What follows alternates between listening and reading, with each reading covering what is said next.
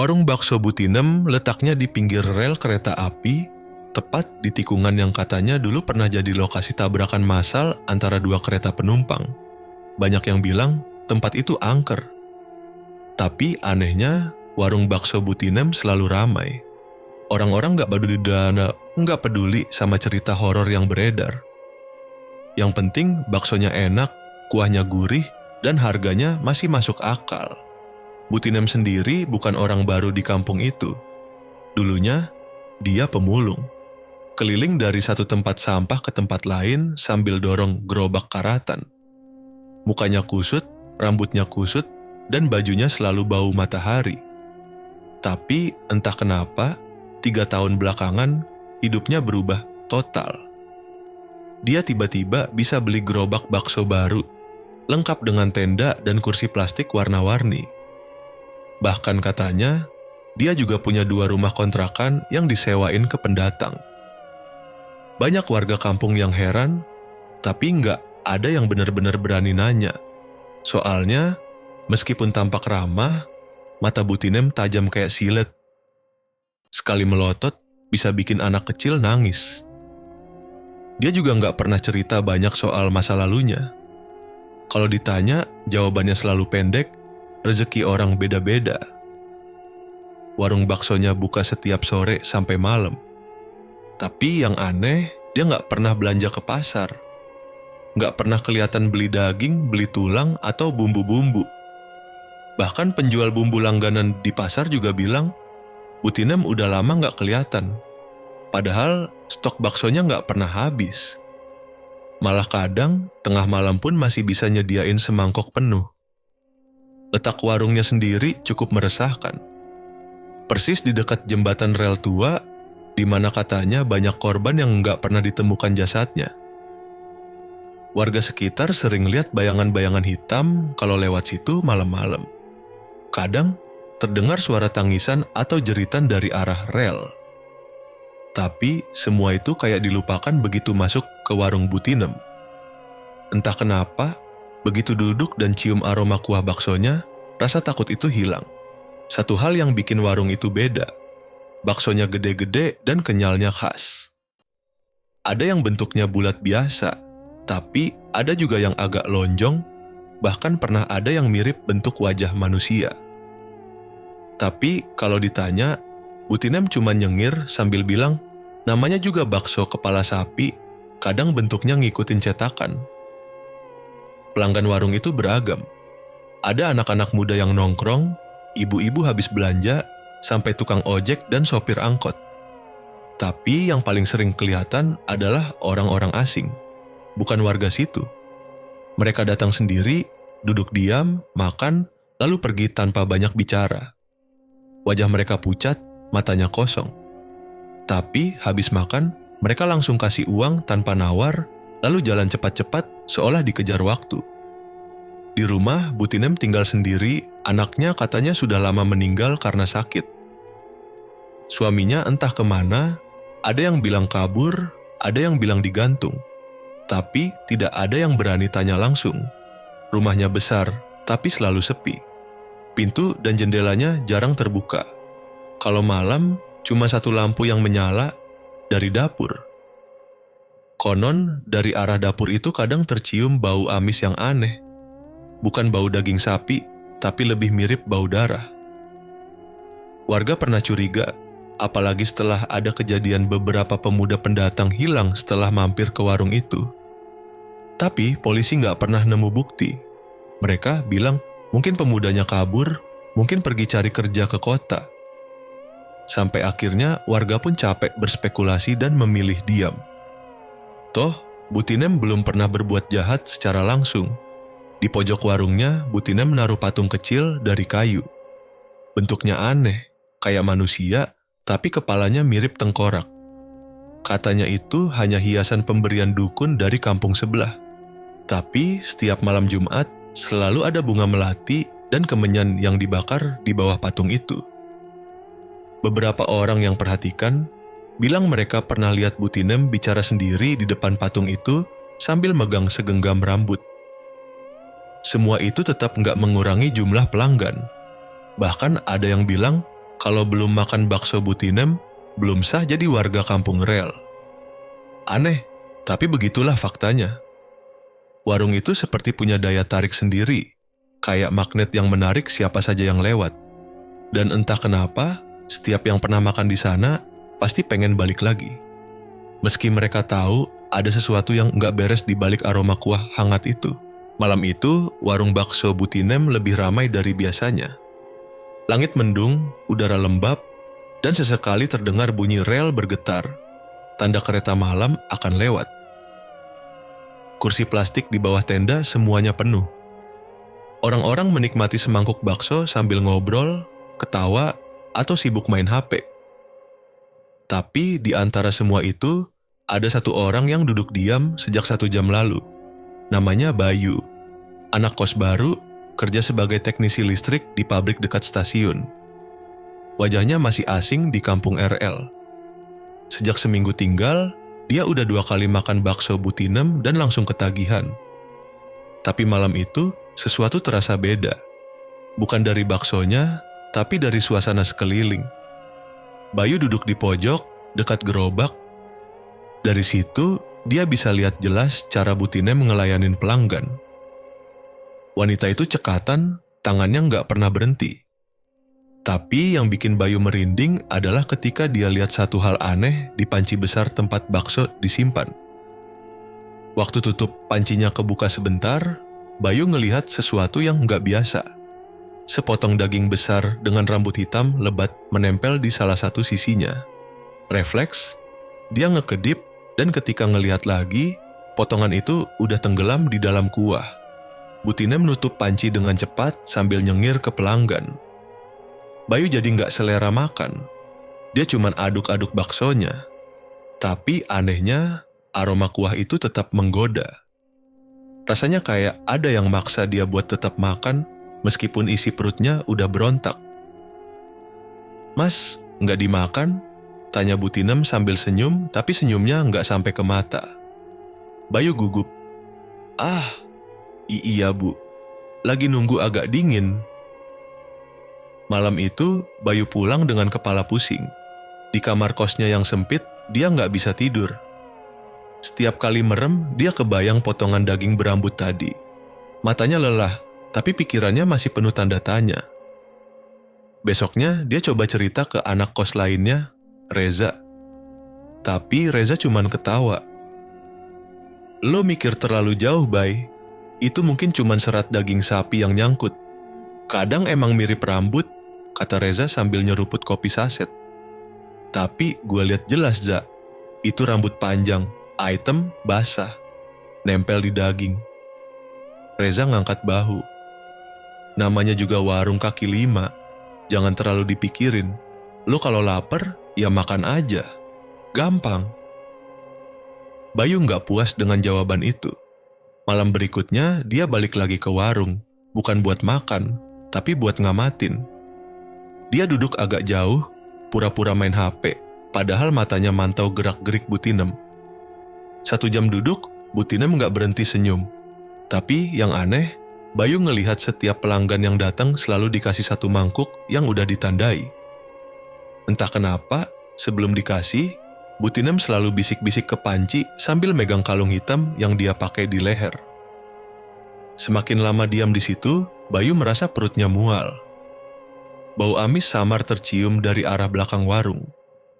Bukan bau daging biasa, tapi lebih mirip bau darah campur tanah basah. Tepat jam 9 malam, warung sepi tiba-tiba. Semua pelanggan pulang bersamaan, kayak ada yang nyuruh. Bayu masih duduk, pura-pura nelpon. Dia perhatiin gerak Butinem. Wanita itu mulai beberes. Tapi yang aneh, dia nggak langsung buang sisa kuah. Malah dituang ke dalam ember hitam, lalu ditutup rapat, dan dibawa ke arah RL. Bayu penasaran. Dengan langkah pelan dia ngikutin dari kejauhan. Butinem jalan ke bawah jembatan rel, ke arah semak-semak yang katanya tempat mayat-mayat dulu ditemukan. Langkahnya cepat, tapi pasti. Ember itu dia bawa kayak sesuatu yang berharga. Begitu sampai di bawah jembatan, Butinem berhenti. Dia buka ember lalu tuang isinya ke tanah. Tapi Bayu yakin itu bukan sekadar buang kuah. Dia sempat dengar Bu Tinem ngomong pelan, kayak lagi bacain mantra. Tangannya gerak-gerak aneh, lalu dia congkel tanah dan taruh sesuatu dari saku bajunya. Gak jelas apa, tapi bentuknya merah dan berlendir. Bayu mundur perlahan, jantungnya berdebar. Dia tahu dia baru lihat sesuatu yang gak seharusnya dia lihat. Tapi dia juga sadar rasa penasarannya belum hilang. Malam itu, dia tidur dengan lampu menyala. Dan sebelum tidur, dia sempat bilang ke diri sendiri, besok gue bakal balik ke warung itu. Tapi bukan buat makan. 2 hari setelah malam aneh di bawah jembatan rel itu, Bayu masih belum tenang. Setiap kali lewat depan warung Bu Tinem, bulu kuduknya langsung berdiri. Tapi rasa penasarannya makin besar. Dia ngerasa ada sesuatu yang harus dia bongkar. Ada misteri yang selama ini ditutup rapat, dan dia udah telanjur terlibat. Siang itu, Bayu nekat datang ke rumah Bu Tinem. Dia pura-pura bilang mau daftar kerja bantu-bantu di warung. Bu Tinem yang biasanya jutek, malah langsung nyambut dengan senyum ramah. Wah, kebetulan, ibu butuh orang buat bantu bersih-bersih dapur, kata Bu Tinem sambil melirik Bayu dari atas sampai bawah. Tapi kamu kuat kan, lihat darah? Bayu setengah gugup, tapi tetap ngangguk. Kuat, Bu. Saya pernah kerja bantu jagal sapi dulu. Bu Tinem ketawa kecil. Bagus, datang jam 4 sore, ya, bantu sebelum warung buka. Bayu pulang dengan dada sesak, rasa takut dan penasaran campur aduk. Tapi dia yakin ini satu-satunya cara buat cari tahu apa yang sebenarnya terjadi. Sore harinya, dia datang sesuai janji. Bu Tinem langsung nyuruh dia bersihin meja-meja, nyiapin tenda, dan bawa barang-barang ke gerobak. Semua terasa biasa, sampai akhirnya dia diajak masuk ke dapur rumah Bu Tinem. Dapurnya gelap, cuma diterangi lampu kuning redup. Ada meja kayu besar di tengah ruangan, dan di atasnya ada beberapa baskom tertutup kain putih. Aroma anyir langsung menyeruak. Bayu nutup hidungnya pelan. Buka baskom itu, cuci dagingnya, perintah Bu Tinem sambil menunjuk satu baskom. Bayu ngangguk, lalu buka kain penutupnya perlahan. Tapi begitu isi baskom kelihatan, tangannya langsung kaku. Di dalamnya ada potongan daging merah kecoklatan dengan urat-urat masih menempel. Tapi bukan itu yang bikin Bayu pengen muntah. Di antara potongan daging itu, ada gumpalan rambut hitam dan serpihan tulang kecil, bukan tulang sapi. Bentuknya lebih mirip tulang tangan manusia. Bayu menahan napas. Bu, ini daging apa? Bu Tinem menghentikan gerakannya, lalu pelan-pelan dia mendekat. Kalau kamu mau kerja di sini, jangan banyak tanya, ujarnya dengan suara dingin. Cuman orang tertentu yang boleh tahu rahasia dapur. Bayu diam. Dalam hati dia pengen lari, tapi tubuhnya kayak dikunci. Matanya terus menatap ke baskom. Lidahnya keluh. Kamu tahu nggak kenapa warung ibu selalu ramai? Tanya Bu Tinem lagi, nadanya lebih lembut. Karena semua yang ibu sajikan punya daya tarik, punya kekuatan. Nggak semua orang bisa bikin bakso seperti ibu. Bayu masih diam, tapi pikirannya kacau. Dia mulai sadar kalau yang dia hadapi bukan warung biasa. Ini bukan cuma soal bakso enak, ini soal pesugihan. Sore itu, dia kerja setengah hati. Tangannya gemetar setiap kali nyuci baskom atau bersihin alat-alat dapur. Bahkan waktu bantu masak kuah, dia sempat lihat Bu Tinem masukin bungkusan kain merah kecil ke dalam panci. Begitu bungkusan itu masuk, aroma kuah langsung berubah jadi lebih harum. Malamnya, warung tetap ramai. Pelanggan datang dan pergi. Tapi Bayu mulai perhatiin satu pola. Setiap malam, selalu ada satu orang asing yang datang sendirian, makan, lalu hilang. Wajahnya nggak pernah kelihatan lagi di warung itu. Padahal kata warga, mereka itu biasanya pendatang baru atau anak kos seperti dia. Bayu coba tanya ke Reza, tapi Reza cuma jawab santai. Ya mungkin pindah, atau males keluar malam-malam. Tapi Bayu yakin itu bukan kebetulan. Dia mulai bikin catatan kecil, nama-nama pelanggan yang datang malam-malam, dan siapa yang nggak pernah balik lagi. Konflik makin rumit ketika Bayu sadar dia mulai kecanduan bakso Butinem. Meski tahu ada yang nggak beres, dia tetap makan satu mangkuk tiap malam. Setiap habis makan, tubuhnya lemas tapi tenang. Seolah ada sesuatu dalam kuah itu yang bikin pikirannya tenang, meski hatinya gelisah. Suatu malam, Bayu nekat buka lemari dapur yang terkunci. Saat Butinem ke belakang beli gas, dia cari-cari kunci cadangan di laci. Setelah nemu, dia buka lemari itu perlahan. Di dalamnya ada toples-toples kaca berisi benda-benda aneh. Potongan kuku, rambut, mata yang diawetkan, bahkan satu toples berisi telinga manusia. Bayu hampir teriak, tapi buru-buru dia tutup lagi lemari itu. Keringatnya dingin. Dia keluar dapur dengan napas ngos-ngosan. Tapi sebelum dia sempat keluar rumah, Butinem sudah berdiri di depan pintu. "Kamu lihat apa?" tanyanya pelan, tapi matanya menyala seperti marah. Bayu gugup. Enggak lihat apa-apa, Bu. Saya cuma nyari sapu." Butinem mendekat, lalu menepuk bahu Bayu. "Hati-hati, Bayu. Rasa penasaran itu bisa bikin orang hilang arah. Kalau kamu kerja di sini, cukup taat. Jangan buka-buka pintu yang bukan buatmu." Bayu cuma bisa angguk. Tapi malam itu dia tahu konflik sebenarnya baru dimulai dan dia nggak bisa mundur lagi. Sejak malam itu, Bayu ngerasa hidupnya makin aneh. Dia tetap kerja di warung Butinem, tapi perasaannya nggak pernah tenang.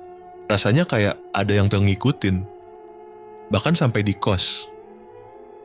Malam pertama setelah insiden di lemari dapur, Bayu nggak bisa tidur. Di luar jendela, dia dengar suara langkah kaki pelan, nyeret-nyeret. Awalnya dia pikir itu suara tikus atau kucing. Tapi makin lama, langkahnya makin jelas, berat, dan berhenti tepat di depan jendela. Bayu pelan-pelan bangun dari kasur, jalan ke arah jendela dan mengintip. Tapi yang dia lihat bikin darahnya beku. Ada sosok perempuan berdiri membelakangi jendela. Rambutnya panjang acak-acakan, bajunya sobek, dan kakinya nggak napak tanah. Tubuhnya sedikit goyang kayak boneka digantung. Bayu langsung mundur dan nutup tirai. Dia duduk di sudut kamar sambil baca doa. Keringat dingin ngalir dari pelipis. Pagi harinya, Bayu cerita ke Reza.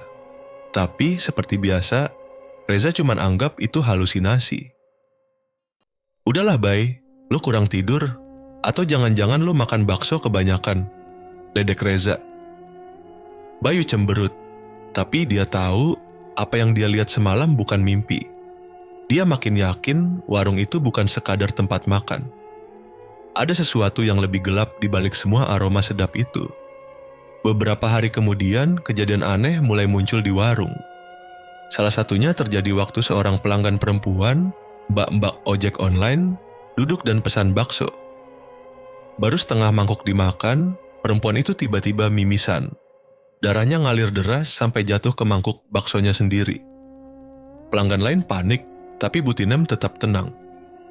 "Panas dalam," katanya sambil ngelap darah si perempuan.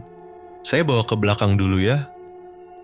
Setelah itu, perempuan itu nggak pernah kelihatan lagi.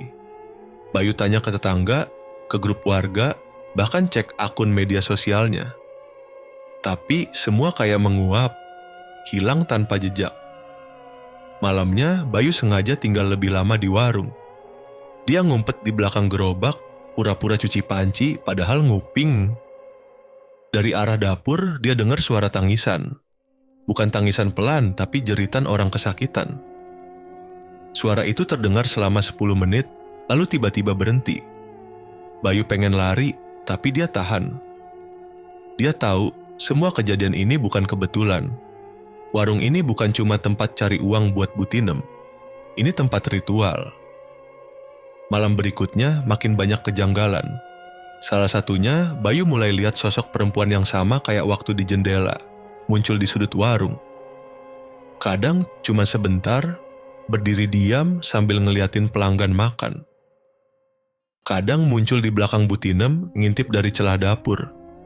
Tapi anehnya, cuman Bayu yang bisa lihat. Puncaknya terjadi malam Jumat. Warung malam itu sepi. Cuma 2 pelanggan dan keduanya cepat pergi. Setelah itu, Bu Tinem menyuruh Bayu bersihin meja dan tutup tenda. Tapi waktu Bayu balik ke dapur, dia lihat sesuatu yang bikin jantungnya hampir copot. Di atas meja dapur ada satu kepala manusia. Matanya masih terbuka, bibirnya sobek, dan lidahnya terjulur. Kepalanya berdarah, tapi udah kering. Di sampingnya ada pisau besar dan satu mangkuk bakso setengah jadi. Bayu gemetar. Kakinya lemas. Dia nyaris jatuh kalau nggak pegangan tembok. Bu Tinem muncul dari balik tirai dapur dan langsung berdiri di depan kepala itu. "Jangan kaget begitu, Bay. Kamu sudah tahu tempat ini nggak biasa," katanya tenang. Bayu cuma bisa mundur perlahan, tapi Bu Tinem malah tersenyum lebar. "Daging segar selalu hasil terbaik. Kamu lihat sendiri, pelanggan suka kan?" Bayu nggak tahan, dia lari keluar dapur, keluar warung, dan langsung ke kos. Malam itu dia muntah-muntah di kamar mandi. Bukan cuman karena jijik, tapi karena rasa bersalah. Dia sadar selama ini dia ikut bantu, ikut bersihin, bahkan mungkin ikut masak. Kepala siapa? Besok paginya, Bayu bangun dengan kepala pusing. Tapi yang bikin dia panik, di depan pintu kamarnya ada satu kantong plastik hitam. Begitu dibuka, isinya adalah mangkuk bakso dan selembar kertas kecil bertuliskan, "Kalau kamu berhenti, kamu gantinya." Bayu jatuh terduduk. Tangannya gemetar. Dia tahu nggak ada jalan mundur lagi. Dan yang lebih mengerikan, dia mulai sadar, dia bukan cuma saksi. Dia bagian dari semuanya. Setelah teror malam Jumat itu, Bayu benar-benar ketakutan. Tapi rasa takutnya berubah jadi tekad. Dia tahu kalau cuma diam, dia bisa jadi korban selanjutnya. Jadi malam itu juga, Bayu mulai menyusun rencana. Dia mau cari tahu siapa sebenarnya Bu Tinem, dari mana asal semua itu, dan kenapa warung baksonya bisa seram sampai begitu. Bayu mulai dengan ngumpulin cerita dari warga sekitar. Tapi tentu saja, dia harus hati-hati. Dia nggak bisa blak-blakan tanya soal kepala manusia di dapur. Jadi dia muter otak. Dia mulai ngobrol sama Pak Darto, tukang tambal ban yang mangkal nggak jauh dari warung Bu Tinem. "Pak, Bu Tinem itu udah lama tinggal di sini ya?" Pak Darto langsung berhenti kerja. "Loh, kamu belum tahu ceritanya? Dulu dia pemulung, nggak punya siapa-siapa, tidur di emperan deket rel, terus bisa punya warung? Ya itu dia anehnya. Tiba-tiba aja jadi kaya. Dulu mah dekil banget. Sekarang tiap hari bisa beli daging kiloan. Padahal nggak kelihatan pernah jualan gede." Bayu makin penasaran. "Emang nggak ada yang curiga, Pak?"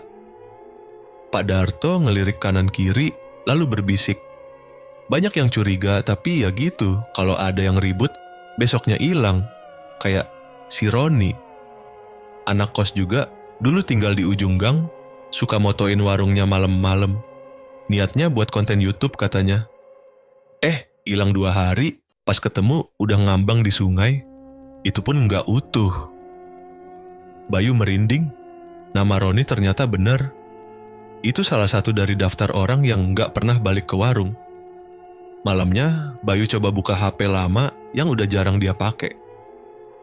Dia cari di forum-forum urban legend, siapa tahu ada yang pernah nulis soal warung bakso aneh dekat RL. Dan benar aja, dia nemu satu postingan dari akun anonim. Isinya foto gerobak bakso Bu Tinem, tapi dari jauh. Captionnya, "Bakso daging manusia, warung deket rel. Jangan pernah makan sendirian." Postingan itu cuma dapat belasan komentar, dan semua dibales sama akun yang udah nggak aktif lagi. Tapi salah satu komentarnya bikin Bayu kaget. Korban terakhir 2018, perempuan naik motor, hilang cuman helmnya doang yang ditemukan.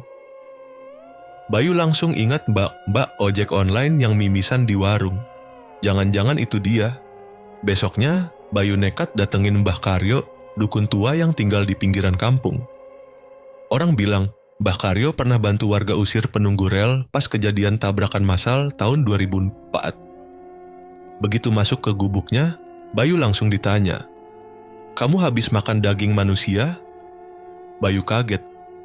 "Loh, kok Mbah tahu? Bau arwahnya nempel di kamu. Setiap malam kamu tidur, mereka ngelilingin. Marah karena kamu makan bagian tubuh mereka." Bayu mulai gemetar. "Saya nggak tahu, Mbah. Saya kerja bantu di warung, nggak tahu isinya." Mbah Karyo ngeluarin kain merah dari dalam kendi. Di dalamnya ada semacam jimat berisi potongan kuku dan rambut. Ini ciri khas pesugihan jalur hitam. Daging manusia dikorbankan buat kekayaan. Makhluk yang bantu dia nggak terima upah uang. Mereka mintanya darah dan tubuh segar. Bayu duduk lemas. Semua mulai masuk akal. Tapi dia masih bingung satu hal. "Mbah, kenapa saya nggak bisa berhenti makan baksonya? Rasanya kayak candu." Mbah Karyo mengangguk pelan. "Itu karena di setiap mangkuknya ada tumbal. Bukan cuma daging, tapi juga kutukan. Sekali kamu makan, kamu jadi bagian dari ikatan itu. Dan kalau kamu berhenti, arwah yang kamu makan akan minta balas." Bayu nyaris pingsan. Tapi sebelum pulang, Mbah Karyo ngasih satu benda. Botol kecil berisi cairan hitam. "Teteskan ini ke kuah bakso. Kalau warnanya berubah jadi merah darah, berarti benar itu bukan sapi." Besok malamnya, Bayu pura-pura bantu di warung seperti biasa. Tapi kali ini, dia bawa botol itu. Waktu Butine melengah, dia tuang setetes ke kuah bakso yang baru matang. Hasilnya langsung jelas. Kuah yang tadinya bening berubah jadi merah gelap, dan baunya berubah jadi amis, seperti darah segar. Bayu nggak sanggup tahan muntah. Tapi dia juga tahu, dia sekarang punya bukti. Masalahnya, bukti itu juga bisa jadi alasan kenapa dia bakal diburu. Malam makin larut dan warung mulai sepi. Tapi Bayu ngerasa malam ini bukan malam biasa. Matanya sering nangkep bayangan-bayangan aneh di pojok warung. Suara tangisan kadang terdengar dari bawah gerobak, dan yang paling bikin jantungnya mau copot, waktu dia buka laci di dapur buat ambil sendok, dia nemuin foto dirinya. Bukan cuma 1, tapi 3 lembar. Semuanya foto candid diambil dari arah belakang, waktu dia jalan sendirian pulang dari warung. Di belakang fotonya ada tulisan tangan, "Gantian, kamu yang jadi mangkuk berikutnya." Bayu tahu waktunya makin habis. Tapi untuk pertama kali dia tahu apa yang dia lawan. Dan dia nggak akan tinggal diam. Bayu nggak bisa diam lagi. Setelah lihat fotonya sendiri di laci dapur warung, dia tahu waktunya tinggal sebentar. Dia harus lawan sebelum jadi korban selanjutnya. Malam itu juga, dia datangi Reza. Reza masih santai sambil main game di kamar kos. "Reza, gue butuh bantuan lo. Ini serius, nyawa gue bisa melayang," kata Bayu sambil ngos-ngosan. Reza ngelirik sebentar, lalu nyengir. "Apaan sih, Bay? Jangan halu mulu. Lo kesurupan TikTok ya?" Bayu akhirnya nekat. Dia keluarin foto-foto yang dia temuin di dapur dan rekaman video diam-diam waktu kuah bakso berubah warna. Reza langsung bungkam. Wajahnya pucat. "Lo, serius? Ini warung Butinem?" Bayu angguk. "Gue udah terlalu lama di sana. Sekarang gue dicap. Mereka ngincar gue, Reza. Tapi gue gak bisa kabur gitu aja. Kalau gue lari, gue tetap dikejar. Satu-satunya cara, ya lawan." Malam itu mereka berdua susun rencana. Bayu udah dapat jimat dari Mbah Karyo, tapi belum cukup. Dia butuh bukti kuat dan cara buat menghentikan ritual pesugihan itu. Rencananya, menyusup ke warung setelah tutup, cari tempat Butinem menyimpan benda-benda pesugihan dan hancurkan semuanya. 2 hari kemudian mereka mulai aksi. Reza bantu awasi dari jauh. Bayu pakai kunci duplikat yang dia buat diam-diam waktu masih kerja. Warung udah tutup, suasana gelap dan sepi. Tapi hawa panas terasa aneh, kayak masuk ke dalam oven. Begitu pintu dibuka, aroma amis langsung nyambar. Bukan bau daging biasa, tapi amis darah manusia. Bayu masuk pelan-pelan, lampu dimatikan, cuman senter kecil di tangan. Dia langsung menuju dapur. Tempat itu lebih parah dari yang dia bayangkan. Di bawah meja ada peti besi kecil yang selama ini nggak pernah dia perhatiin. Dia buka pakai linggis kecil yang dia bawa. Isinya, tumpukan foto korban, potongan kuku, serpihan tulang kecil, dan gulungan kain kafan yang udah coklat kehitaman. Di balik peti ada sebuah guci batu. Ukirannya aneh. Saat Bayu dekati, guci itu mendesis pelan, kayak hidup. Dia siram cairan hitam pemberian Mbah Karyo ke guci itu, lalu bacakan doa pendek yang diajarkan. Tiba-tiba, guci itu pecah sendiri. Dari dalamnya keluar asap tebal dan bau gosong. Bayu langsung terbatuk-batuk. Di saat yang sama, lampu warung hidup sendiri. Semua lampu nyala tanpa ada yang nyentuh. Lalu muncul suara, teriakan-teriakan dari arah lemari pendingin, dari lantai, bahkan dari plafon. Bayu berlari keluar dapur, tapi di ruang utama, dia malah lihat Butinem berdiri di balik gerobak. Kamu kira semudah itu memutus perjanjian? Suara Butinem dalam, gak seperti biasanya. Suaranya berlapis, kayak lebih dari satu orang bicara sekaligus. Bayu mundur. Saya tuh gak mau ikut ini lagi, Bu. Saya cuman mau keluar. Terlambat, kata Butinem sambil maju. Wajahnya berubah perlahan, kulitnya mengelupas, matanya hitam penuh. Lidahnya terjulur panjang, menjilat bibir. Tiba-tiba dari luar, Reza masuk bawa botol bensin dan korek api. Bay, minggir. Reza lempar bensin ke dapur, lalu nyalakan api. Dalam hitungan detik, api menyebar cepat. Tapi Butinem tetap berdiri, nggak bergerak sedikit pun. Kalian pikir api bisa bunuh saya? Saya bukan manusia biasa. Saya bagian dari mereka. Bayu tarik Reza keluar dan mereka kabur dari warung yang mulai terbakar. Tapi saat mereka sampai di ujung jalan, warung itu masih utuh. Api padam sendiri. Nggak ada asap, nggak ada bekas kebakaran. Bayu panik. Reza, lu lihat sendiri kan? Kita nyalain apinya. Kok bisa? Reza juga bingung. Kayak ada yang nggak ngebolehin itu kebakar. Kayak warung itu dilindungi. Bayu ngerasa lelah. Badannya sakit semua, pikirannya kalut.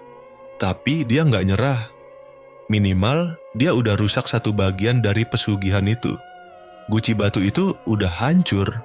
Malam itu, Bayu mimpi buruk.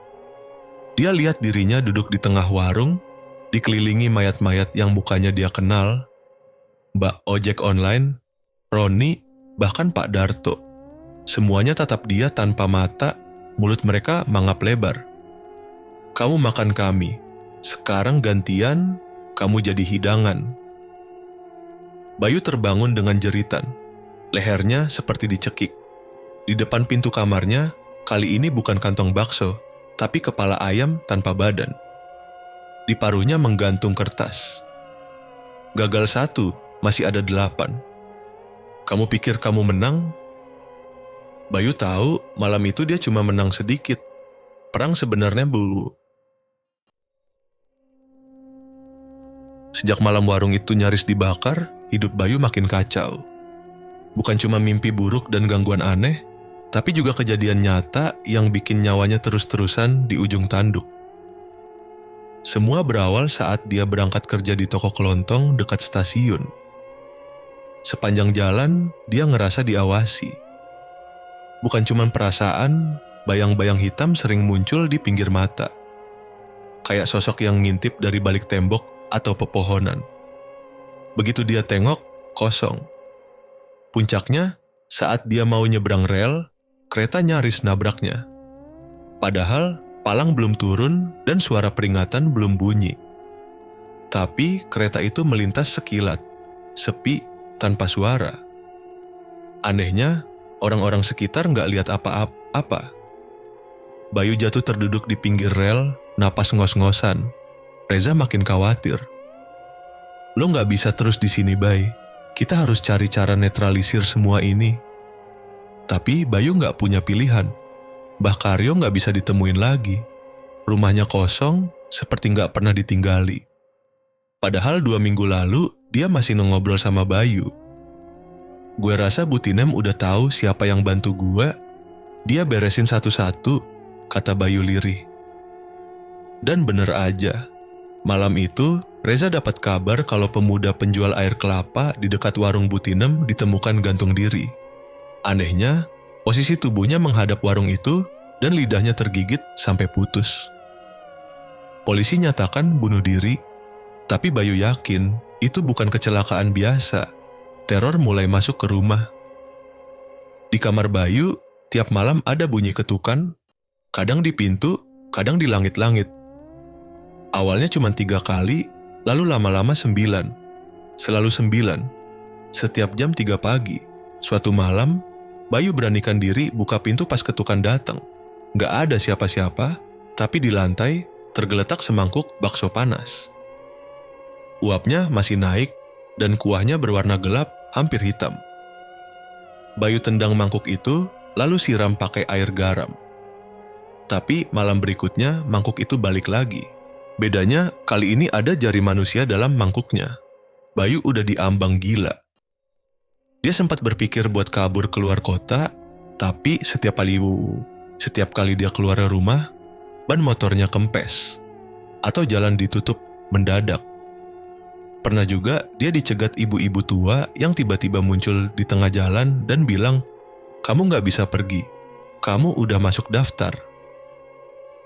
Tiap malam, Bayu tidur pakai baju lengkap dan sepatu, senter di tangan, dan pisau kecil di bawah bantal. Tapi tetap aja, tubuhnya makin lemah. Makanan rasanya hambar. Setiap kali makan, dia muntah. Badannya makin kurus, dan kulitnya mulai pucat kehijauan. Sampai suatu malam, Bayu mimpi ketemu ibunya. Ibunya udah meninggal 5 tahun lalu. "Nak, jangan takut, tapi kamu harus lawan dengan keberanian. Jangan pakai cara mereka. Jangan balas dengan darah. Kamu bukan bagian dari itu." Bayu bangun dengan air mata mengalir. Sejak malam itu, dia mulai coba pendekatan berbeda. Dia bersihin kamar, buang semua benda aneh, dan tiap malam dia nyalain doa-doa yang biasa dibaca ibunya. Tapi Bu Tinem gak tinggal diam. Malam ke-7 setelah insiden bakar warung, Bayu dengar suara ketawa di loteng kosannya. Kos itu gak punya loteng. Suara itu makin keras. Ketawa perempuan tapi diselingi suara tangisan bayi. Dia naik ke atap, dan di sana dia lihat sosok Bu Tinem berdiri di ujung genteng. Berdiri tapi kakinya nggak menyentuh genteng. Melayang. "Bayu, kamu belum makan malam kan? Aku bawain bakso kesukaanmu, dari daging yang kamu kenal sendiri." Tiba-tiba, di sampingnya muncul mangkuk bakso. Sendoknya bergerak sendiri, menyendok kuah dan menyuap ke arah Bayu. Tapi Bayu langsung nyiram semua itu pakai air rendaman ayat yang dia bawa di botol kecil. Sosok itu nyaring menjerit, wajahnya meleleh kayak lilin terbakar. Tapi nggak menghilang, malah berubah bentuk jadi sosok tinggi besar dengan wajah-wajah korban yang pernah Bayu lihat di foto. "Kami lapar, Bayu, dan kamu calon hidangan utama." Bayu kabur ke bawah, tapi di kamar semua dinding berubah merah, seolah berdarah. Kasurnya bergoyang sendiri, suara-suara merintih keluar dari lantai. Dia peluk lutut, baca doa sekencang-kencangnya, dan tiba-tiba semuanya hilang. Sepi. Tapi satu hal yang nggak hilang, bau amis yang terus lengket di kulit dan rambutnya. Bau yang sama kayak di dapur Bu Tinem. Keesokan harinya, ada kabar satu pelanggan warung Butinem ditemukan meninggal di kamar kontrakannya. Isi perutnya hilang, tapi nggak ada bekas luka dari luar. Tubuhnya utuh. Reza nyamperin Bayu dengan wajah panik. "Baik, kayaknya Butinem ganti target. Tapi dia belum selesai sama lo. Ini belum selesai. Lo harus siap-siap. Dia bakal kirim sesuatu yang lebih buruk." Bayu ngangguk. Dia tahu teror belum selesai, bahkan ini mungkin baru pemanasan. Dan malam itu, tepat pukul 3, ketukan datang lagi. Tapi bukan di pintu, melainkan di dalam lemari. Tiga. Bayu mendekat pelan, tangan gemetar saat dia buka lemari. Yang dia lihat bukan pakaian, tapi dirinya sendiri, versi dirinya yang pucat, matanya kosong, dan mulutnya berdarah. "Selamat datang di antrean terakhir, Bayu." Bayu tahu dia nggak bisa kabur selamanya. Teror demi teror yang terus muncul bikin dia sadar. Satu-satunya cara buat selamat adalah hadapi Butinem langsung. Nggak pakai perantara, nggak lagi main petak umpet. Reza awalnya nolak. "Gila lo, Bay. Lo mau mati? Itu bukan manusia." Justru karena dia bukan manusia, kita harus lawan pakai cara yang bukan manusia juga. Jawab Bayu sambil mantap memasukkan botol air doa ke dalam ransel. Dia juga bawa garam, paku-paku besi, dan selembar kertas berisi doa-doa warisan ibunya. Reza akhirnya ikut. Biar gimana pun, dia nggak tega ninggalin Bayu sendirian. Malam itu mereka datang ke warung Butinem pas warung udah tutup. Gerobaknya masih di tempat, dan lampu dapurnya redup. Tapi hawa di sekitar situ beda. Kayak ada kabut tipis yang nutupin pandangan mereka. Bayu buka rantai pagar belakang warung yang biasanya dikunci. Aneh, malam itu nggak dikunci sama sekali. Seolah Butinem udah nungguin. Begitu masuk dapur, bau anyir langsung nusuk hidung. Lebih parah dari biasanya. Di meja ada ember besar penuh cairan merah kental. Reza pengen muntah, tapi Bayu tahan dia. "Fokus. Jangan sampai dia tahu kita takut," bisiknya. Tiba-tiba lampu nyala sendiri, dan di sana berdiri Butinem. Bukan seperti biasanya. Wajahnya hitam legam, matanya merah menyala, dan tangannya memegang pisau daging yang meneteskan darah segar. "Bayu, Reza, kalian tamu istimewa malam ini. Mau ikut jadi isi bakso?" Suaranya serak, kayak dua suara bersamaan, satu perempuan tua, satu lagi laki-laki berat. Bayu langsung siram air doa ke arahnya.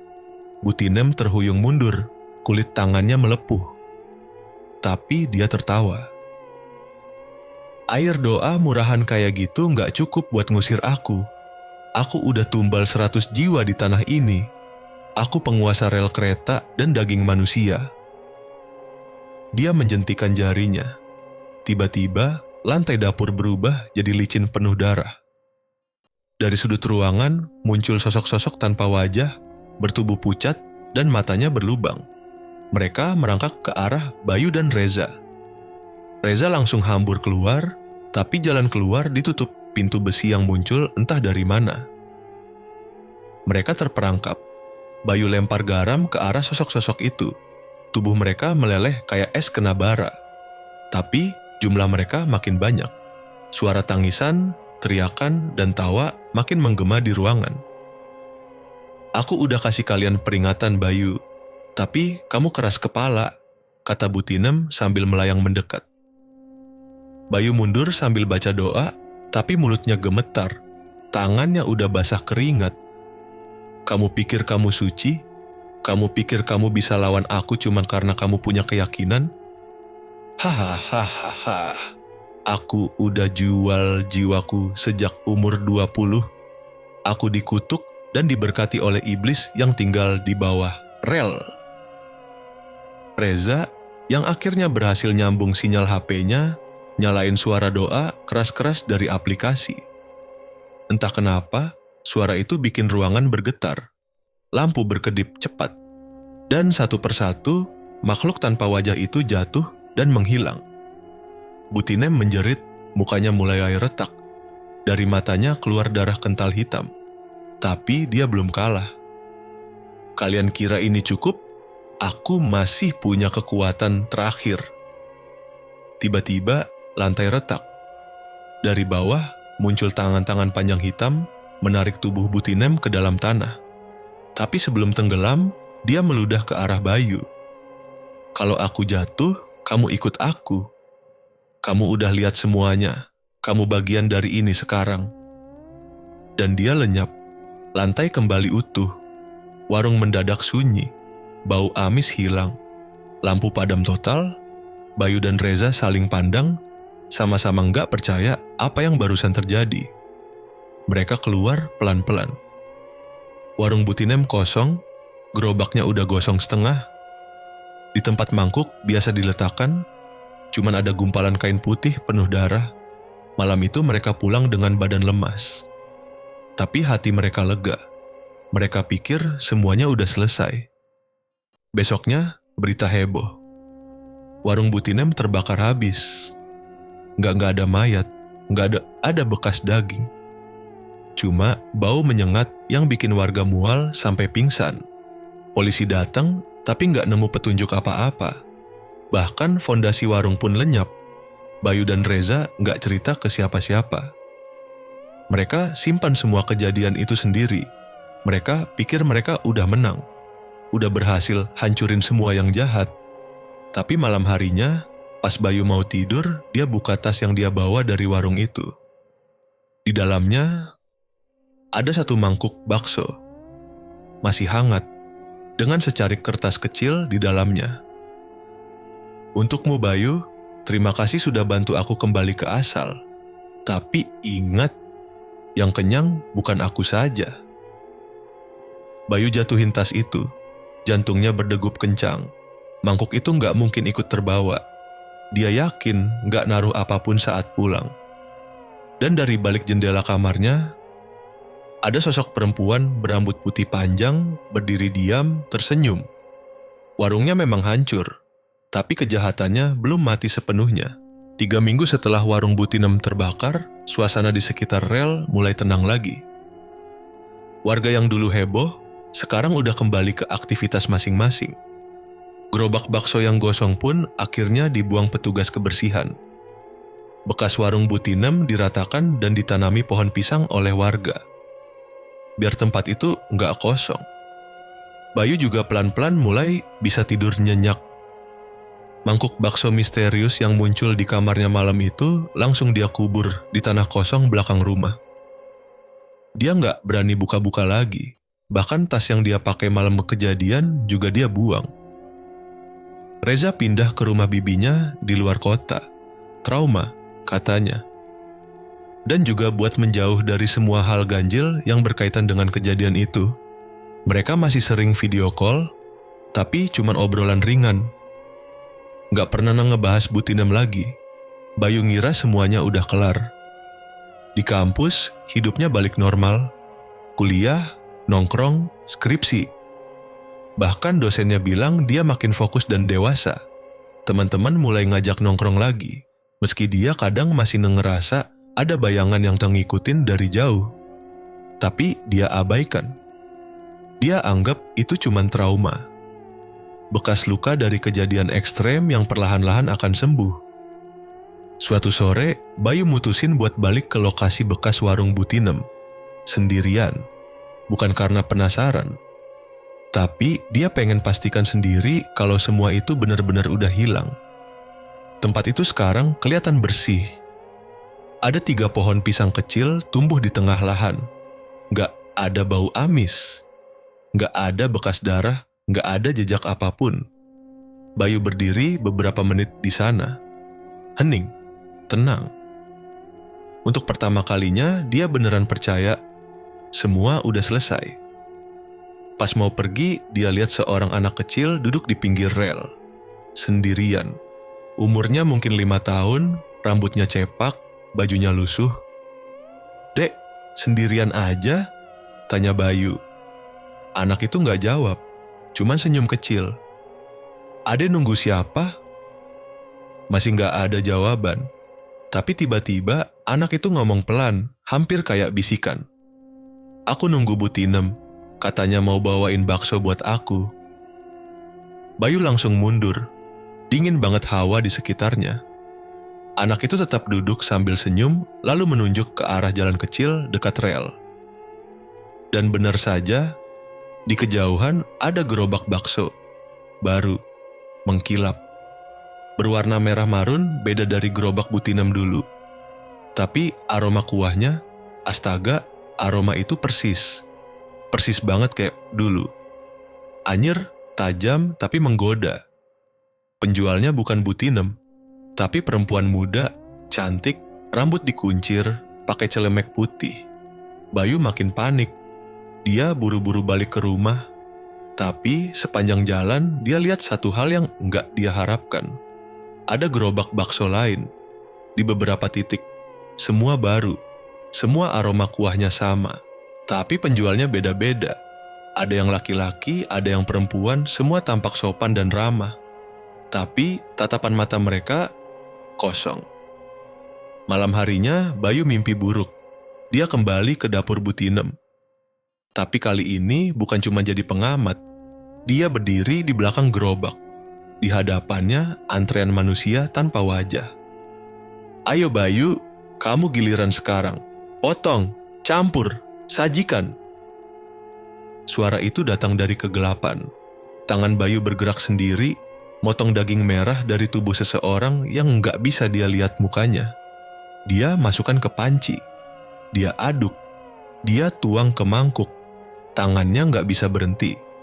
Pas dia bangun, tangan dan bajunya penuh bekas darah. Tapi, bukan darahnya sendiri. Dia langsung lari ke kamar mandi, cuci semuanya. Tapi makin dia bersihkan, makin terasa bau amisnya nempel.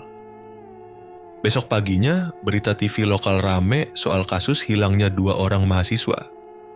Salah satunya temannya Bayu. Terakhir kali terlihat, beli bakso di depan kosan mereka. Bayu langsung gemetar. Dia nyoba telepon Reza, tapi nomornya nggak aktif. Dia buka media sosial Reza, kosong. Semua postingan hilang. Akunnya seakan nggak pernah ada. Bayu jalan ke kampus, kepalanya penuh suara. Tapi bukan suara orang. Suara rebusan air. Suara sendok kayu mengaduk mangkuk. Suara tulang dipotong. Saat masuk kampus, beberapa mahasiswa baru nyapa dia ramah. "Mas Bayu, baksonya enak banget ya. Terima kasih udah jualan deket gerbang." Bayu berhenti. Mukanya pucat. Dia nggak pernah jualan bakso. Tapi mereka semua yakin itu dia. Dan malamnya, di depan kaca kamar kosnya, Bayu lihat bayangannya sendiri. Tapi bukan pakai baju biasa. Dia pakai celemek putih. Tangannya megang pisau daging. Dia teriak sekencang-kencangnya. Tapi nggak ada suara keluar. Malam itu, langit mendung. Rel kereta api sunyi. Dan di satu titik, terdengar suara gerobak diseret pelan-pelan. Penyelesaiannya memang kelihatan tenang. Tapi sebenarnya, ini baru permulaan dari kutukan yang lebih besar. Malam itu, Bayu nggak bisa tidur. Bukan karena mimpi buruk, tapi karena suara gerobak yang datang dari luar kamarnya. Bunyinya pelan, tapi jelas. Krek, krek, krek. Dia bangun, pelan-pelan buka jendela. Di ujung gang, terlihat siluet seseorang mendorong gerobak bakso. Tapi kali ini, bukan Bu Tinem, bukan juga para penjual baru yang dia lihat tempo hari. Itu dirinya sendiri. Bayu melihat dirinya mendorong gerobak, tersenyum lebar, dengan celemek putih yang sama, pisau menggantung di pinggang. Versi dirinya yang itu berhenti di ujung gang, lalu melambai pelan ke arah jendela. Bayu jatuh terduduk. Keringat dingin membanjiri tubuhnya. Ini bukan mimpi. Semua terlalu nyata. Dia ambil ponsel, nelpon siapapun yang bisa dia hubungi. Tapi semua kontak hilang. Nama-nama temannya lenyap. Cuma ada satu kontak tersisa dengan nama pelanggan. Dengan gemetar, dia buka chat itu. Isinya ratusan pesan. Semua dari pelanggan-pelanggan yang memuji rasa bakso dagangannya. Ayamnya lembut banget Mas Bayu. Dagingnya beda, gurih sampai ke tulang. Kapan buka lagi Mas? Saya ketagihan. Bayu muntah di lantai. Dia nggak ingat pernah jualan. Nggak ingat pernah masak. Tapi semua orang percaya dialah si penjual. Besoknya, dia kabur dari kos. Naik bus keluar kota tanpa tujuan. Pokoknya pergi sejauh mungkin. Tapi di setiap terminal yang dia singgahi, selalu ada satu gerobak bakso dengan tulisan kecil, resep Bu Tinem. Dan tiap penjualnya punya mata yang mirip dirinya. Bayu panik. Dia makin yakin ini bukan sekadar kutukan. Ini semacam siklus, semacam warisan. Sampai akhirnya, dia putuskan pergi ke rumah asal Bu Tinem. Berdasarkan cerita warga dulu, Bu Tinem berasal dari desa terpencil di ujung selatan, dekat hutan jati. Perjalanan ke sana butuh waktu sehari penuh. Pas sampai, suasana desa itu aneh, sunyi. Semua rumah tertutup. Jalanan berdebu dan sepi. Bayu nanya ke satu-satunya orang tua yang duduk di beranda. "Permisi, saya cari rumah Bu Tinem." Orang tua itu menoleh. Matanya kosong. Lalu dia jawab pelan, "Bu Tinem? Wah, sudah lama dia pergi. Tapi kamu mirip ya, kayak anaknya." Bayu bingung. "Anaknya? Saya bukan. Dulu dia punya anak laki-laki. Diambil sama pesugihannya sendiri. Buat bayar hutang nyawa. Dagingnya empuk," katanya. Bayu gemetar. "Maksudnya saya..." Tapi orang tua itu udah jalan masuk ke rumah, ninggalin Bayu dengan ribuan tanya di kepala. Malamnya, Bayu tidur di musola kecil desa itu. Tapi pas tengah malam, dia dengar suara lagi. Bukan suara gerobak, tapi suara ketukan pelan dari luar musola. Dia keluar dan di situ berdiri Reza. Tapi wajahnya pucat. Mata hitam, mulut robek dari pipi ke pipi. "Bayu, kamu harus lanjutkan. Kamu pewarisnya sekarang." "Reza, kamu mati kan?" Reza cuman senyum. "Mati itu cuman status. Kita semua bagian dari resep." Tiba-tiba dari balik semak muncul puluhan sosok lain. Semua dengan wajah hancur. Beberapa kepala setengah terbuka. Mereka mendekat, pelan, bawa mangkuk-mangkuk kosong. "Bayu, masakan kami lagi, kami lapar." Bayu berteriak, tapi saat dia menunduk, tangannya sudah pegang pisau. Dan di depannya ada sebuah panci besar yang mendidih. "Masaklah, Bayu," bisik suara yang sangat familiar di telinganya. "Atau kau sendiri yang akan jadi bahan selanjutnya?"